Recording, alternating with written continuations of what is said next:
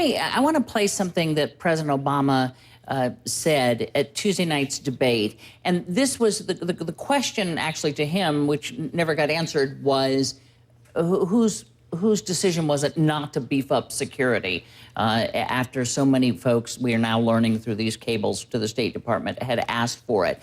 And this is part of what he had to say. And the suggestion that anybody in my team, whether Secretary of State, our UN ambassador, anybody on my team would play politics or mislead when we've lost 4 of our own, Governor, is offensive. So my question, let me do it first to you, Mr. Speaker. My question is, how does Mitt Romney avoid that charge? They're playing politics, because you hear it on the campaign trail. This is politics, this is politics. First of all, it is offensive for the President of the United States to pretend that being asked a serious question about a serious topic in a presidential campaign is some personality game. The fact is, the President of the United States, he says he was responsible. He was asked. He said, Hillary's not responsible, she works for me. I'm responsible. Fine. If he's responsible, why do you have somebody testify to Congress that, this is his quote, he felt like the Taliban was inside the State Department. He felt like his major enemies were inside the State Department. This is the man in charge of security for the Middle East who talked painfully about being turned down and being told, don't you even ask for security, you're not going to get it.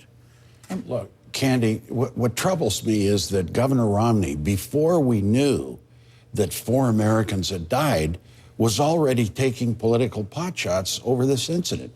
I think that is fundamentally wrong.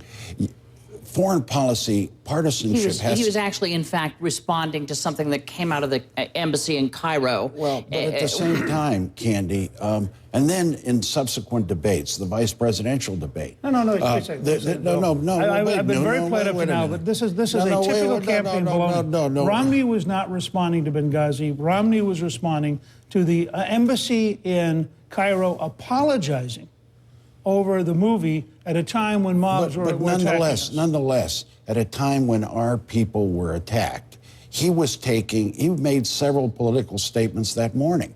And I think that's what's wrong. What I want to stress again is that there's a difference between embassy security. Diplomatic security takes care of the ambassador. Marines take care of the embassy. And there was a statement that Paul Ryan made, confused the two. So it was trying to make political hay before all the facts were in. Let me use an analogy. I went Friday night to see Argo, which was a very interesting film about the rescue of 6 Americans from the Canadian embassy in Iran. And I was reminded, the Iranian hostage crisis runs 444 days. Now, should Ronald Reagan not have talked about it for 444 days? Fact is, we're in the middle of a mess in the Middle East. The mess keeps evolving. There continue to be incidents.